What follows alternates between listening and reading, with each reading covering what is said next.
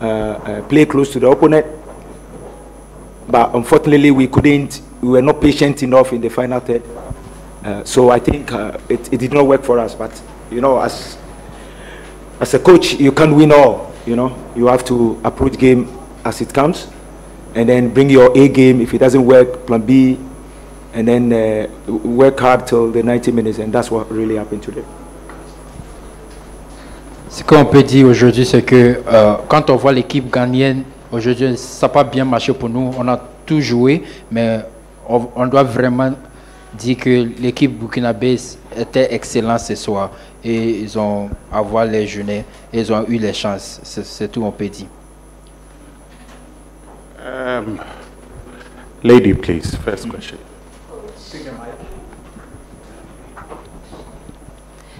Coach, after your victories in the first two games, during the post-match analysis, according to what a lot of Ghanaians are saying, you give too much away when you analyze or when you are answering questions of how you were able to get certain goals or make certain information. Do you feel like you give out more information than you have to when you come here? For me, I don't think it's so. I like to express myself tactically to every question that comes in. For me, before you grow as a person, you have to have competitors around you. So I believe in having a lot of competitors. I believe in provoking opponents by telling them what I want to do, which I've done it in previously, like the Serbia group. I did it against Spain.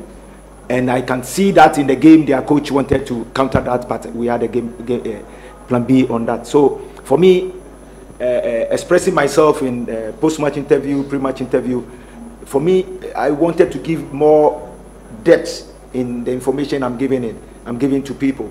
I don't think that's what caused it. I think we need to give the credit to the Burkinabés. They had a game plan. I saw them play many games like this. Many opponents like this. They've never conceded a goal throughout the tournament, apart from us. You see, so that shows how defensive they are, how solid they are at the back, and we knew this is what is going to happen. But like I said earlier on, we were not patient enough for our breakthroughs to be clear. That's how come we did not create a lot of chances. But we give the credit to our opponents today. Yeah, Coach. Mine is in two questions. The first is, I mean, since 2017, we've seen, you know, the Black Star has not been able to make the Under-17 AFCON and by extension, the Under-17 World Cup. Does that increase the pressure, you know, on our youth team? Because at some point, this youth team used to be, you know, the growing ground of our best talents ever, who used to compete in the highest of competitions. And the second one was looking at the defensive part of this team. I mean, we've seen the defenders sort of crumble under some pressure from the first game till now. And in this game, it was really, really evident. Communication wasn't so great. I mean, what do you have to say to that? Yes, we've also seen them defending situations very well. Like I said earlier on, football, during the 90 minutes, a lot of things happen. There are moments too that they were caught by, let's say, 3v2s, and they were able to defend the box and then defend the 6 well. The goals, if you look at it, the goals we conceded, it is by 2 mistakes from our goalkeeper that you have to play one wide, and then also the second one, the 2 center backs, they were contradicting. Oh, should I go or should go? Should I go? And that cost us for these 2 games. But when it comes to against the run of play, we defended the box very, very well. You know, our principles in defending it, in our half especially, we need each other to defend it. And you can see at some point that the opponent have the ball in our box and they were trying to shoot. We were very patient and trying to block shots, getting close to them to make mistakes. For me as a technical person, this is what I believe in. I believe in defending the spaces and then blocking shots when you are late. And I think my team did well on that today. Yes, of course, on the ball, sometimes there are hiccups on the way they play out. But I'm type of person that I don't like to put blames on something. we need a better pitch for us to be fluid in our play. The way we want to play, we need a better pitch.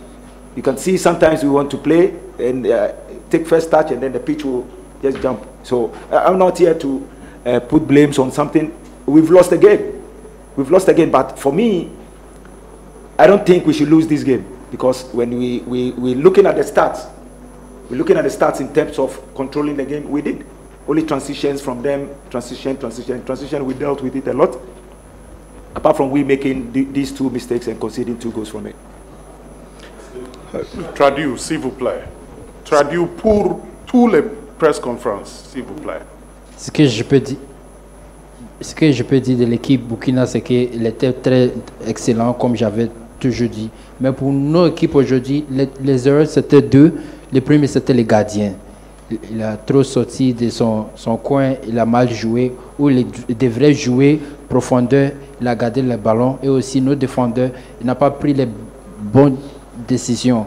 Ils ont discuté entre eux qui va aller chercher le ballon et tout. Ça fait qu'on a perdu nos balances et ça fait que l'équipe burkinabé a marqué les buts. Ce qu'on peut dire aussi, c'est que l'équipe Burkina n'a jamais encassé les buts depuis le commencement de ce tournoi. Ça veut dire qu'ils ont les qualités défensives. Ça veut dire que nous aussi, on a fait tout pour marquer, mais aujourd'hui, ça n'a pas bien suivi parce qu'on n'a pas tout géré nos erreurs et ils ont eu les chances pour aujourd'hui.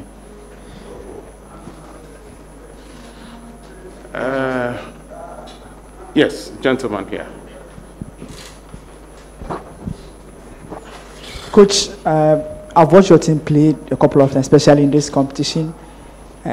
From where I was sitting, I felt when you switched to the 3-back system, it made your team a bit compact. You were able to dominate play. On hindsight, do you feel that perhaps you should have stick to the 3-back system instead of starting with the 4-back? And the last one is, in terms of ball playing and resource and goals, this under-17 teams perhaps is one of the teams that have played exciting football and have represented what under-17 is about. But as Ghanaians, we are always into resource, as you have said before. This squad have a lot of individual good players. From a tactical point of view, what's next for these young players? What advice will you give, especially to the people at the top, in as much as you are just a coach that you may lose your job today or tomorrow? Yes, that's a good question. The first one is, can you remind me first? The first one is on the 3-back system. 3-back, yes, yes. So we knew they will be the way they line up, especially when they are on the ball.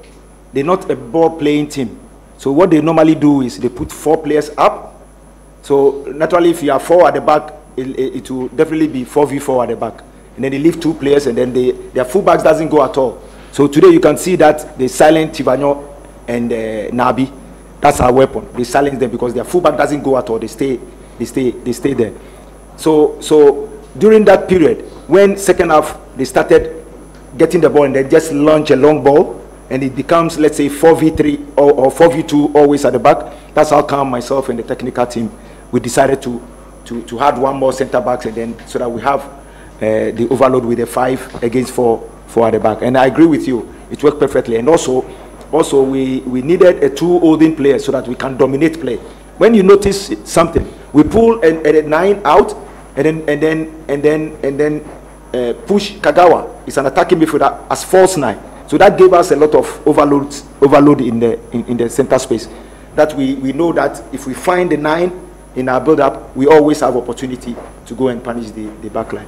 But as we change to the 3-back, I agree with you. We had a lot of moments that we control the game better, but we did not create the chances that we needed to create. In terms of the credit goes to them because they are solid at the back. Their fullbacks doesn't go at all. They're tracking the wingers well. So for me, I've lost the game, but I will go home with my head up. And then the second one? The second one is on the future? Yes, and then how good these boys have been. Yes, I agree with you. These boys has done so well. From day one that we got them, from day one that they came to the trials, from day one that we brought them to Pram Pram, start giving them education, educating them. They've done very well. The sleepless night, the waking up midnight, They wake up midnight all the time. They wake up around 4:30, 5 o'clock. We are in class. From there, 6 o'clock, we are on the pitch, making sure they're receiving education. So for me, they've done very, very well. And where we've developed them to, it's the only thing we can add is encourage them, and they should have that winning mentality, winning mindset that they have to put up in every game. But for me, technically, tactically, they are solid. They are solid. They understand every moment in the phases of play. They understand it. But the future lies with the FA. The future lies with the FA. And now I know they have a lot of ages from U15, U16s, U17s, U18s, U19s, U20s, 21s, the Olympic team, and then the senior national team. So in total, we have 10 men's team. So I believe this group of players, for what they've put up, what they've showed up, 18 games, they've scored, if I'm not mistaken, about 54 goals. 54 goals, right? Yes. 18 games, 54 goals. They've considered, let me see, maybe 13, 14 goals out of the game. So what else do we need? Yes, I know Ghanaians, we want results, and for me, I'm disappointed that we did not qualify, but I'm not disappointed about our performance. I will go home with my head up, because I know these boys have put in work, and they've showed Ghanaians that Ghana football have a future when it comes to the U17s. Thank you very much. Translate, and then we go. We have a next match. We have pre-match. Before you translate, yeah, before you make this translation, I don't like talking about myself.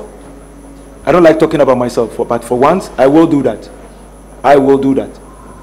I like talking about my technical team, and I always use we. But this time, I will talk about myself. I will talk about myself. I know Ghanaians know me as a player. Ghanaians know the work and everything that I gave to this country as a player. I gave my all, and I will continue doing that. I have everything I want to do for this country. I give my all as a player. But at the end, I wasn't happy as a player. I focus more on my coaching career, educate myself well, to make sure I come back and change the narrative. The investment I put in myself, all because I want to change something in Ghana football.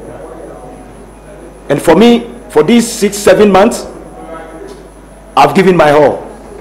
I've done my part as a technical person, as a coach. I've done my part for that. And after we came back from Russia, that's when I decided either we win, we qualify, I'm moving on. So in this case, I'm resigning. After this tournament, I'm resigning as under 17 coach. I've made that decision already before this tournament starts. The explanation will come out later. Thank you very much, Coach. S'il vous plaît, traduire. Guys, please, hi everyone.